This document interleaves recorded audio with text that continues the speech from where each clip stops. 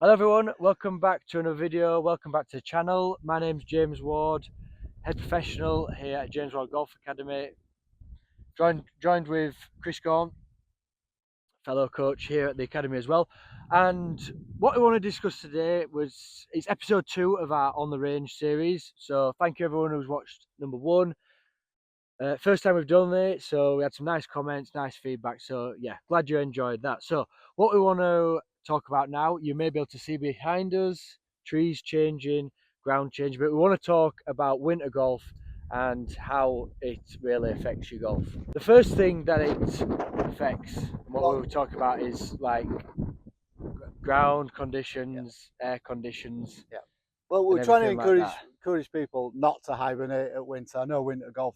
We've got a great winter course here at Dewsbury. It's a 3-hour round, 18 holes that are worth playing, good par threes. So if you're looking for a venue, it's great here. The point we're making, what changes? Ground conditions change 100%, and then air conditions. And it's sometimes underestimated how that affects the golf shot. Yeah, Temperature drops 'cause I think, below 60 degrees and you're talking affects the golf ball by 10-15% in terms of distance. yeah, and I think I always think I don't want to sort of admit it. So like my 7 iron, I want to say it's 170 yards, but you've got to just realise that in winter, if you want to play to that same level, it's impossible to get your swing speed. I always think, because I'm usually wearing more clothes, so we've usually got winter trousers on, maybe waterproofs. We'll have a t-shirt, maybe even a thermal, maybe a top, maybe even when you get to that really winter thing, can you actually perform the same swing? Can I? And I just think there's no chance. I think you can look at some distances and can I get 7 iron there and no, and I just don't think there's any problem with, like you say, if you were doing it in the middle of summer and you were going uphill, we would use maybe a 10% rule or something like that. So it'd be the same thing. You get a yardage and go, right, well, it's cold, so if it's 150, the weather might change it to 160 straight away, or 162, 163. Easily that. And also you lie as well. Yeah, it affects. I think a lot of people, when it's a soft ground condition, when the club head comes to meet the ball, the ground gives way. So that'd be like someone just a simple underarm throw like that. But I always remember Sandy Lyle describing firm, linksy type conditions, probably similar to what we've had today. It's more like when you put a ball between your fingers and finger and thumb and squeeze it, that ball comes out so much quicker. Now that's how it affects when you strike a ball on a firm surface. The contact compresses much easier. The ground resists the strikes, therefore the ball comes out much quicker. So your ball speed's faster. The ball speed is the things that affects distance.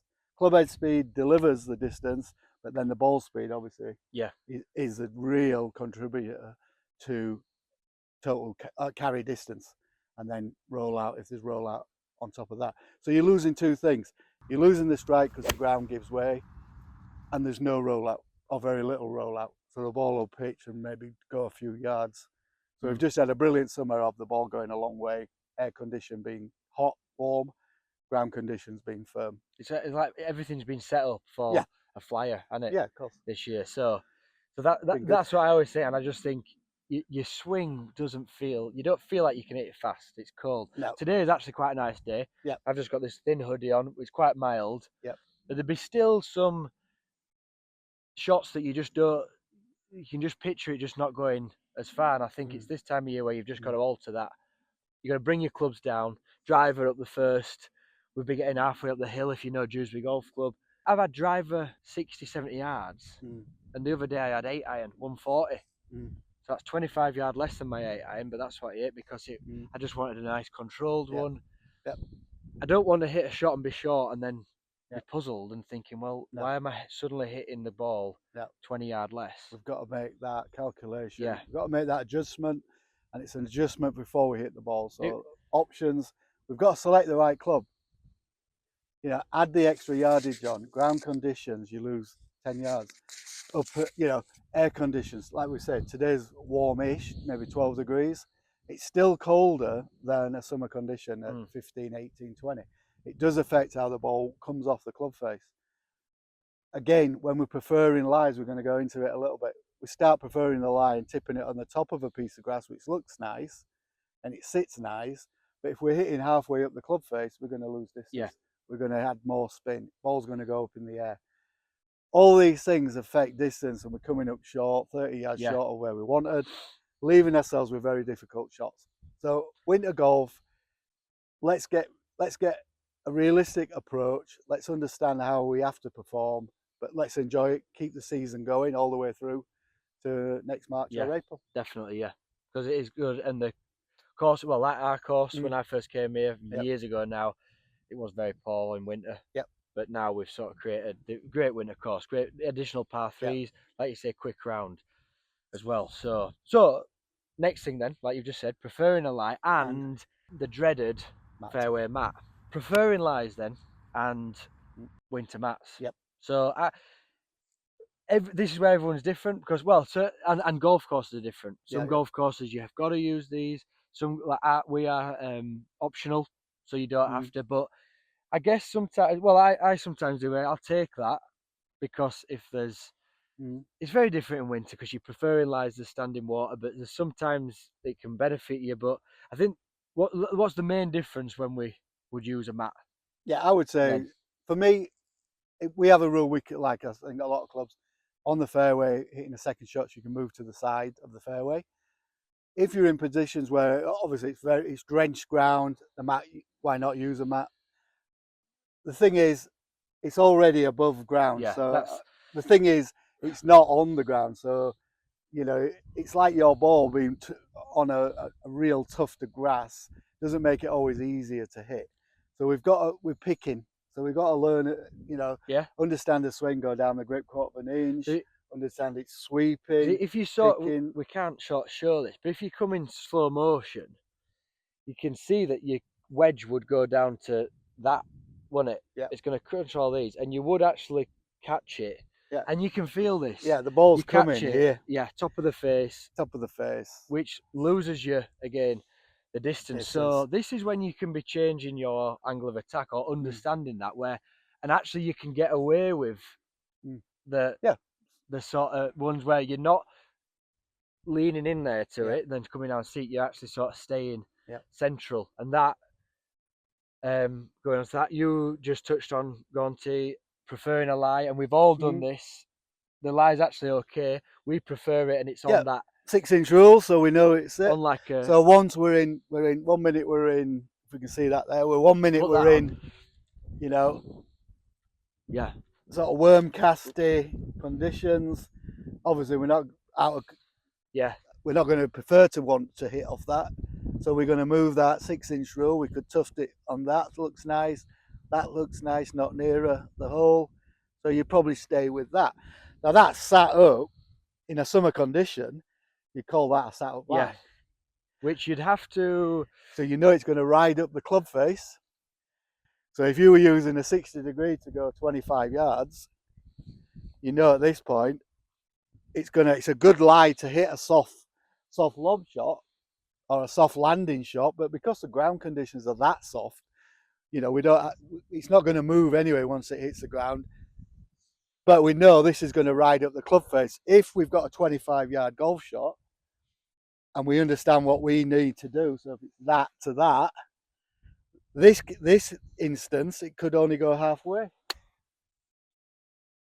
You know, or it's going to come up 15 feet short. Because I know I could feel that club face, that ball's come up well into halfway up that club face, as opposed to the bottom 4 grooves. Like we'd see, And I think interesting to show there as well, get ready to be taking the little divot. That's why fairway mat. Just play one off. Yeah. How would you play that differently, Gordy? Yeah, so straight away fairway mat gives me another option. So obviously there's different mats out there, but we can change. Go the other side. I mean, why you'd not play off the bristle side? I know people have said to me, I play off the soft, the smooth side. Well, that again doesn't make sense. But if we're in a position where we have to use mats, now straight away there, that my brain's saying, because it's on top of that mat, don't need to. We're not going under it. There's no way I want to try and hit a soft landing shot. So I would play that further back in the stance. Same action, 58-degree wedge. But now I know I can push that forward. How the bristles work, obviously you'd have to see it in high-speed camera. but somehow we get 20% more spin. Well, there's nothing on a mat, and this is at the driving range as well and stuff like that. There's nothing to go in them grooves here. No. This is why this is perfect. This is going to get maximum spin, no roll. Or I can hit try and hit the roll. Yeah, it's a beautiful shot. You know, you can hit what we class as a low punchy shot, 58 degree, but how the mat reacts to the golf shot means.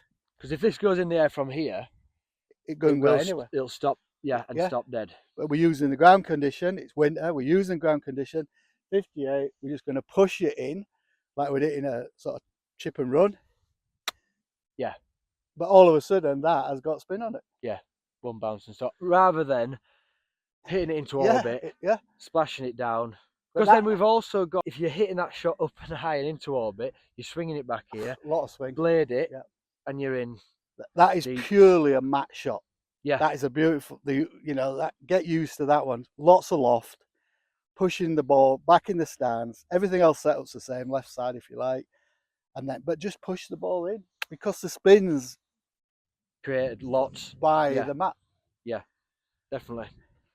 Cool. So that's it with mats. There are every single mat you can think of out there. I think these are the most popular. There's a few other ones being created, but it would be the same thing because it's an area where certainly every shot you're getting maximum spin because there's nothing in between the so two things. Ball, strike on a mat. Ground condition allows it.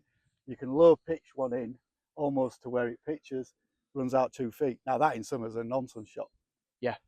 Doesn't exist. Yeah. So you'd have to pitch it. If you're hitting a low one from here, you'd have to pitch it 5 yards on the green.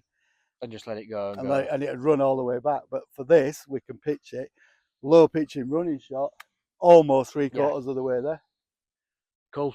Like it. Love it. So final part of the video of winter golf. So we're in a bunker. And as you can see, classic winter weather. It's rained last night. And it's not a washout of a bunker. This is what we'd get. The sand is, in fact, we'll do 2 parts because it's not been raked. So we've got what we'd call, what would you call it? It's like it's almost like a flat surface where that ball is there. Yeah, that's a hard pan. That's, let's say you arrive in the morning, it's been raining, but they have raked the bunkers. It's still not soft sand. Yeah. So even though that's in there, so you can practice both. They're both obvious winter golf shots. So how would you say to a golfer, what would we change? Would we change anything? Or what have we got to watch out for? I mean, look at that. What have we got to watch out for? To help. For me, so setup will be the first change. So everything the same, maybe square up more. Some players like to stand open to bunker shots. I would say that's me. If you favour more square, but we're always slightly to the left. So we've got a target line to where we want to go. We are slightly open to that, just varying degrees. But on this one, I would say everything's the same. It's 80%. Every short game shot's 80% set up. So once we've set up, ball inside that left heel, left knee presses over the left foot, so we've got that left side pivot. We can feel that the weight's on that left side. I would say there's just slightly more shaft lead. And just the same. Club face open, even though we've got... Because we're going to take the sand, aren't we? Yeah, we're going to take the sand, but there's obviously going to be more resistance. The sand's heavy. Yeah. So I'd say shaft lean, just slightly forward, so you press your hands forward. So when we're maybe there... And then we've got to adapt, we've got to practice, we've got to feel how heavy is this sand. I think that's it, because here we've got to change. There may not be too much difference, but when you're really splashing through and maybe coming through, maybe a little softer when it's really soft. So what you've just had, big change now. It's rained. This is pretty solid. I mean, we're walking on it. Yeah, and you don't really make the ball can roll down. The ball's rolling, so it's not sand on it there. So I think it's getting used to, like wood, because it's still it's not like we're not at the bottom of the bunker. No, there's still sand, and a golf club hitting out of it is still going to go through. Get out there. It's just that feeling, that resistance that you can't. It's the slightest of divots out of that. Yeah. So with that, This is when it's that forward press, just keeping just that. gives it the action. I mean, you might think you're going to swing it through less, You see, because see there's that, more like, resistance. But it's bouncy, isn't it? Yeah, yeah, It's bouncy. So it's literally hard pan. yeah. You can't go below that. What is that? 2-3 millimeters. Yeah, you can't. Below the sand. Or you've really that's when you'd have to dig. Yeah. So you'd have to toe your club in and really get that like that, and you can see there that it's going because it's wet and compact. It's almost impossible to have that lie anyway because it's not going to plug. Yeah. It's going to roll out of its pitch. So all those shots are. Is it more stabby? Slightly more stabby. It's less technical, I think, than a bunker shot with soft sand. Yeah, I'm feeling when I'm playing these little nets that we've put as targets. Yeah, 8-yard bunker shot. I'm just their little forward release, almost like a little chasing one. I know it's gonna come out, and I don't have to catch it. No, perfect. I can go right, quite behind the ball there. If we try and measure where that would be, I can sort of strike it. Because inconsistencies, like we all have. Leaning to the left, hand's going to be a little forward. Yeah, I'm quite far behind. The golf ball was there. Yeah, quite far behind because you're going to get a nice. And we can get that. Yeah, because the club isn't entering the sand and then going in more into the sand, and the ball just flops. Yeah, there is a bounce point, isn't there? So like when we're hitting off turf. Yeah, there's a bounce point. You wouldn't. There'd always be that point where the club will get through whatever you're hitting through. Commitment to the finish. Yeah, you just need that. Yeah, it needs like energy, to get it out of this. You can't sort of slow down on it. Lean in. Yeah, I mean, even trying. Just if you were out here practicing, just having maybe 20-30 golf balls, how much could you chip and run that? Imagine you're on the grass. So we've got bunkers at Dewsbury 17. Well, no lip. No lip. 2 bunkers on 14. The bunker on 17 on the right. It isn't an that's just this catching. I think there, if you're doing that, you've just got to make sure you're catching the golf ball. Yeah, only. So move it back in your stance. Just caught that sand, you can feel it. Yeah, so if you move that into your right heel as though you are chipping off turf, how much of a chip could it be? It's still playable, isn't it? Well, it's getting out, isn't it? Yeah, I mean, you could hit that. This is 58. What if you hit that with a pitching wedge, 9-iron? Yeah, you definitely get it running. I think you'd have to, but again, I'm sort of learning now that I've hit 2 what I'd call heavy, and they've only carried onto that. 4 yards. Would I have to keep? I would probably be feeling this is more shaft lean, more forward, and just more ball. So right in between the two, then, isn't it? But potentially changing club because I'm feeling like I'm not going to play that. So if we just literally, this is the grass. You're on grass, but it's hard pan grass. But then maybe if you're chipping, I might need just to get it further. Yeah, I'm going to catch that sand. Yeah. So now you caught the ball. Now you're just working. Well, that's where the low point it'd worry me. Yeah. To chip. Yeah. Well, I was saying as an option. Oh yeah. There's players you could put out of there. Well, yeah, we've seen it. Yeah, that hole over there, 17th. Yeah. Straight over it, but yeah. So really, there's not. Keep the energy up. To summarise that, keep the energy up. Maybe a little bit more shaft lean. Just slightly, on that, and that feeling of that release. Yeah. There like that. Yeah. Help to get it out. And then giving yourself other options if you do practice. Yeah. Hit a little chip and run 9-9. Have a bit of fun. Hit the putter out because the putter will definitely come out. Well, it's how If we went, if you hit a couple more, I'll just grab the putter. If you've got a shallow bunker face, now we're looking at putter and 9-9 for argument's sake. We've got definitely the 14th of Dewsbury, the right in bunker on 17. You could, once it's hard pan, it isn't sand. So yes, it does behave different to ground, hard pan ground, because there is give. But there's certainly shots you could definitely play different on a totally wet. I mean, well, the balls you could have a slight lip and still hit a 9-9. The balls have rolled all the way down this bunker. Yeah. So even you're coming up a slope, it will come out. Well, and there, like it's not jump, but I've never done it before. No. So once you hit a few balls, you've got to hit it. Yeah. And you'd see this sort of how does this lip perform? Yeah, but It's it's that what's against you. So on this one in particular, we've slightly is got the that lip. last bit Yeah, as just it's coming going back. up. I like that 9-iron. Yeah, definitely a 9-9, isn't it? You could definitely play that. Sure, if if you're really if we're struggling, we stand here, we don't like it, or if you've got a long one, Yeah, like yeah. I was going to say we've got that. we've got a flag at the back. We've got the flag down there. Yeah, Second flag or something. yeah. It runs out. What's it running out to 6 feet now? 6 feet. 7 Don't know if feet. you can see that on camera. What a shot!